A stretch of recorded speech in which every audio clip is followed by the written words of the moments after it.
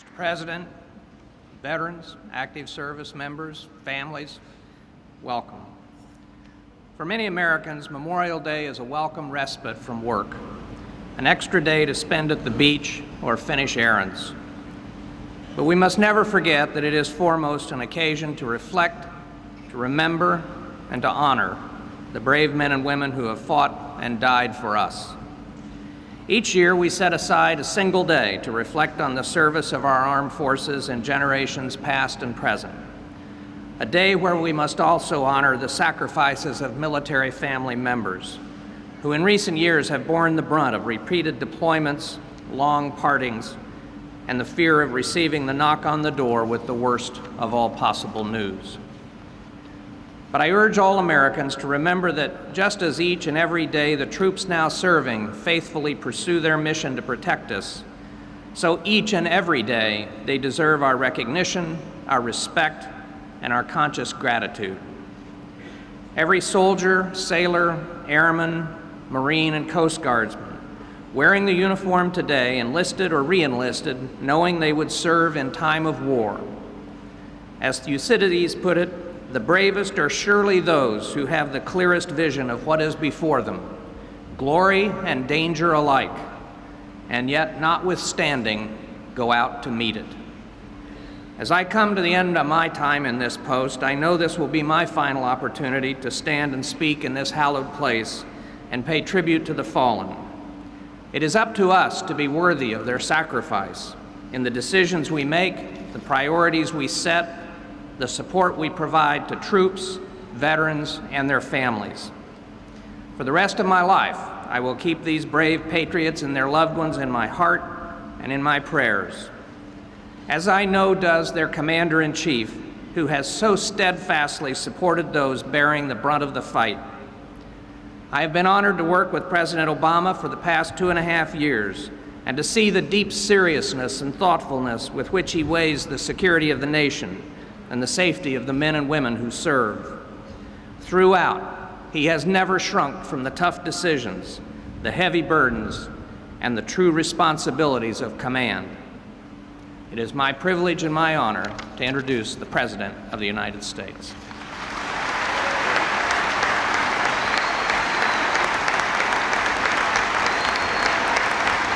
Thank you.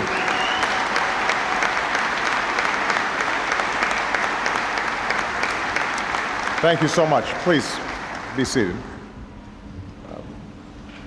Thank you, Secretary Gates, and thank you for your extraordinary service to our nation. I think that Bob Gates will go down as one of our finest Secretaries of Defense in our history, and it's been an honor to serve with him. I also want to say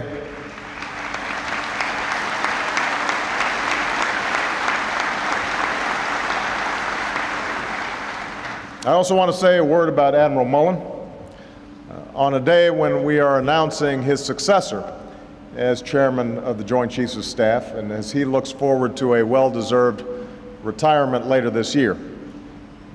Admiral Mullen, on behalf of all Americans, we want to say thank you for your 4 decades of service to this great country.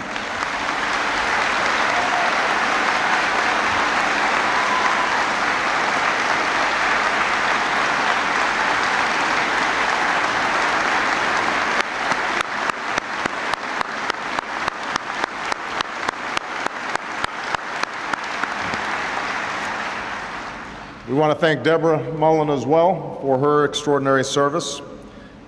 To Major General Carl Horst, the Commanding General of our Military District of Washington, Mrs. Nancy Horst, Mr. Patrick Hallinan, the Superintendent of Arlington National Cemetery, as well as his lovely wife Doreen, and to Chaplain Steve Barry. Thank you for your extraordinary service.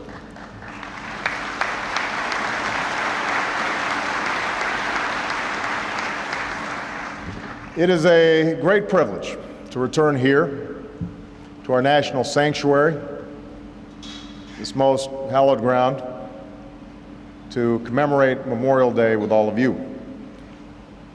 With Americans who've come to pay their respects, with members of our military and their families, with veterans whose service we will never forget and always honor, and with Gold Star families whose loved ones rest all around us in eternal peace. To those of you who mourn the loss of a loved one today, my heart goes out to you. I love my daughters more than anything in the world, and I cannot imagine losing them. I can't imagine losing a sister, brother, or parent at war. The grief so many of you carry in your hearts is a grief I cannot fully know. And this day is about you and the fallen heroes that you loved. And it's a day that has meaning for all Americans, including me. It's one of my highest honors. It is my most solemn responsibility as President to serve as Commander-in-Chief of one of the finest fighting forces the world has ever known.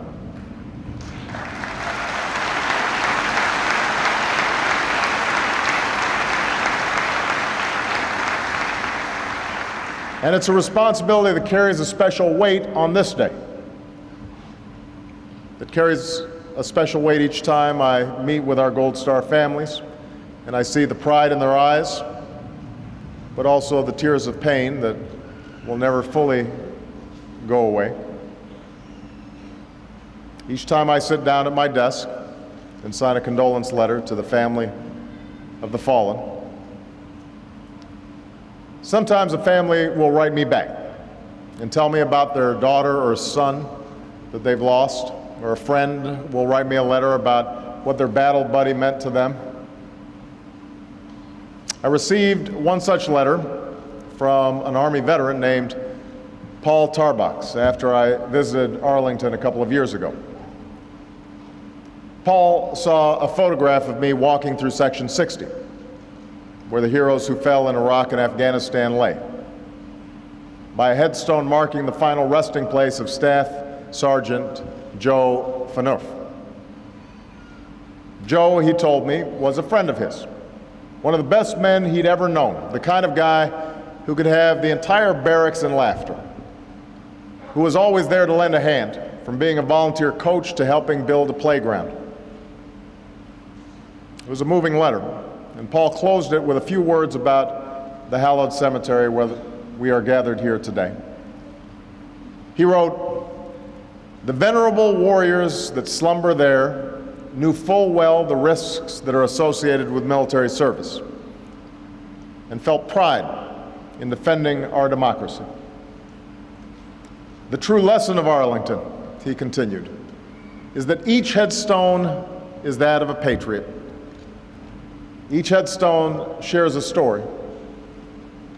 Thank you for letting me share with you the story about my friend Joe." Staff Sergeant Joe Phaneuf was a patriot, like all the venerable warriors who lay here and across this country and around the globe.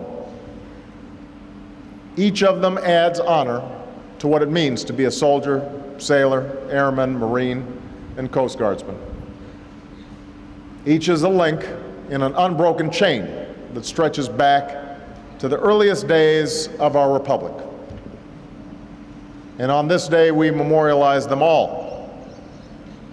We memorialize our first patriots, blacksmiths and farmers, slaves and freedmen, who never knew the independence they won with their lives. We memorialize the armies of men and women disguised as men, black and white, who fell in apple orchards and cornfields in a war that saved our Union. We memorialize those who gave their lives on the battlefields of our times, from Normandy to Manila, Inchon to Khe Sanh, Baghdad to Helmand, and in jungles, deserts, and city streets around the world. What bonds this chain together across the generations, this chain of honor and sacrifice, is not only a common cause, our country's cause, but also a spirit captured in a book of Isaiah. A familiar verse mailed to me by the Gold Star parents of Second Lieutenant Mike McGahan. When I heard the voice of the Lord saying, "Whom shall I send? And who will go for us?" And I said, "Here I am. Send me." That's what we memorialize today. That spirit that says, "Send me, no matter the mission. Send me, no matter the risk. Send me, no matter how great the sacrifice I am called to make." The patriots we memorialize today sacrificed not only all they had, but all they would ever know. They gave of themselves until they had nothing more to give. It's natural when we lose someone we care about to ask why it had to be them. Why my son? Why my sister? Why my friend? Why not me? These are questions that cannot be answered by us. But on this day, we remember that it is on our behalf that they gave our lives. They gave their lives. We remember that it is their courage, their unselfishness, their devotion to duty that has sustained this country through all its trials and will sustain us through all the trials to come. We remember that the blessings we enjoy as Americans came at a dear cost, that our very presence here today as free people in a free society bears testimony to their enduring legacy. Our nation owes a debt to its fallen heroes that we can never fully repay. But we can honor their sacrifice, and we must.